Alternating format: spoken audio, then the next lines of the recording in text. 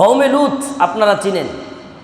কওমে লূত, লূত আলাইহিস সালামের কওম চিনেন কিনা সবাই? দেখছেন না কোনোদিন? নামে শুনেছেন। কোরআনে এই পরিমাণ বর্ণনা এসেছে যে এমন কোনো মানুষ নেই কওমে লূত সম্পর্কে জানে না। তাদের গুনাহটা কি ছিল বলেন? কওমে লূতের গুনাহটা কি ছিল? সবাই বলেন। সমকামিতা। কি ছিল কওমে লূতের গুনাহটা? এটাকে আরবিতে বলা হয় লেওয়াতাত। এটাকে আরবিতে কি বলে? লেওয়াতাত। লূত লেওয়াতাত মানে কওমে লূত যেই কাজ করেছিল এই কাজ। এমন এক জঘন্য কাজ যেই কাজের জন্য পুরো এলাকাকে উল্টিয়ে ধ্বংস করে দেওয়া হয়েছে। পৃথিবীর মানচিত্রে ওই এলাকা আর নাই। তোমার বাংলাদেশ যে হবে না তা কিন্তু নয়। কাজেই সমকামিতা বন্ধ করা মুসলিমদের দায়িত্ব যেমন, হিন্দুদের দায়িত্ব তেমন। দেশ টিকাতে হলে খ্রিস্টান, বৌদ্ধ, নাসারা যারা দেশে থাকবে সমস্ত দেশের নাগরিকের কাজ সমকামিতা বন্ধ করতে হবে। এলাকায় এলাকায় গণপিটুনি দিয়ে সমকামিতাকে বন্ধ করতে হবে। ঠিক কিনা বলেন? আল্লাহ রাব্বুল আলামিন বলেন, ফাজআলনা আলিয়াহা সাফিলাহা ওয়া আমতারনা আলাইহিম হিজারাতাম সিজ্জিল। কওমে লূত সমকামিতা তারা করত। লূত আলাইহিস সালামের কাছে জিবরাইল আমিন সহ একটা ফেরেশতাদের দল, সুশ্রী দেখতে সুন্দর যুবক একটি দল আসছে।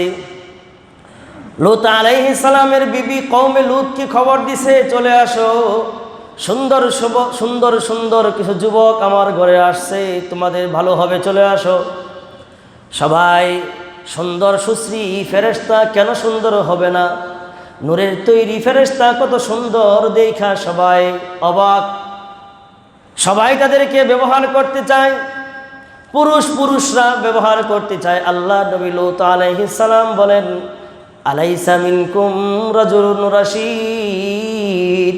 হাই, তোমাদের মধ্যে ভালো লোক কি একজনও নাই? আমার বাড়িতে মেহমান আসছে, মেহমানের সাথে কোনো রকমের বেয়াদবি করো না, বরং আমাদের মেয়েরা আছে, মেয়েদের সাথে তোমাদের যৌবন চরিতার্থ করো, বিয়ে করো, তাদেরকে বিয়ে করে তোমাদের যৌবন জ্বালা মিঠাও। আমাদের মেহমানের সাথে বেয়াদবিমূলক আচরণ করো না। তারা বলে, লূত তোমার কথা শুনবো না, আমাদেরকে ছেড়ে দাও, সুন্দর যুবকদের সাথে আমরা সমকামিতা করব।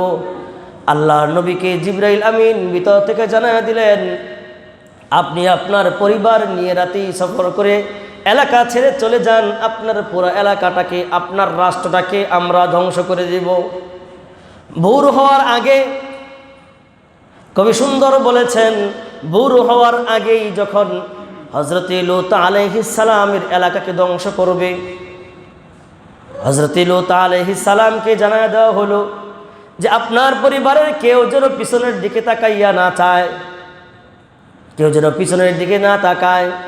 কিন্তু কওমে লূত আলাইহিস সালামের বিবি পিছনের দিকে তাকাইলো।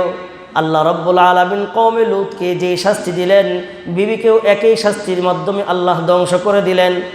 আল্লাহ কোরআনে বলেছেন, ফাজআলনা আলিয়াহা সাফিলাহা ওয়া আমতারনা আলাইহিম হিজারাতাম মিন সিজ্জিল। কওমে লূতকে আমি শাস্তি দিয়েছি এভাবে, মনে করেন এটা একটা কওমের এলাকার রাষ্ট্র, লূতের রাষ্ট্র, এটা লূতের এলাকা। এই এলাকাটাকে আল্লাহ রাব্বুল আলামিন জিবরাইল আমিনের মাধ্যমে উপরে উঠাইছেন, আস্তে আস্তে উপরে উঠাইছেন। উপরে উঠাইয়া পুরাটা উল্টায়া জমিনের মধ্যে এমনভাবে মারছেন যে এখনো পর্যন্ত মৃত সাগর হয়ে পৃথিবীতে মানচিত্র মৃত সাগর হয়ে এখনো আছে।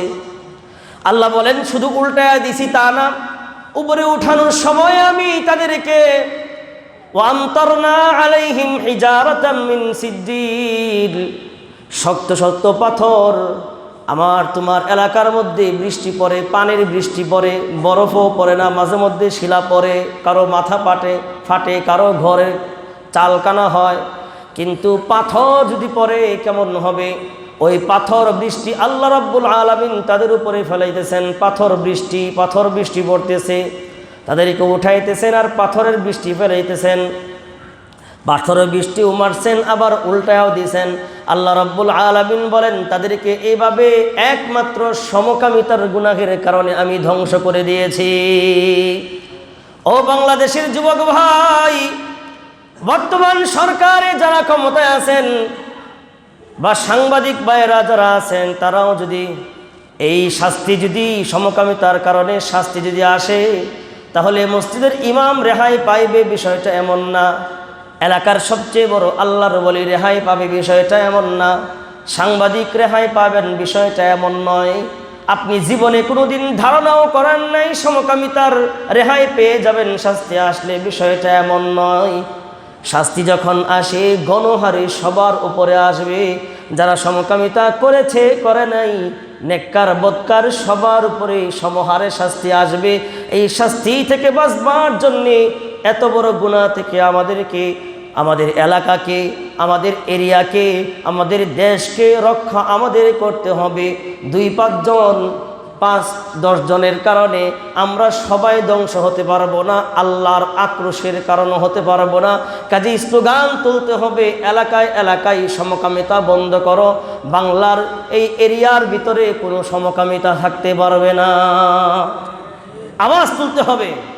কথা যদি কথায় থাকে, মসজিদের কথায় মসজিদেই থাকে, যদি আওয়াজ না তোলো আর শাস্তি আসে, এই কারণে শাস্তি আসবেই আসবেই, নচেত এই আয়াত এখন কোরআনে দেওয়ার কোনো প্রয়োজন ছিল না।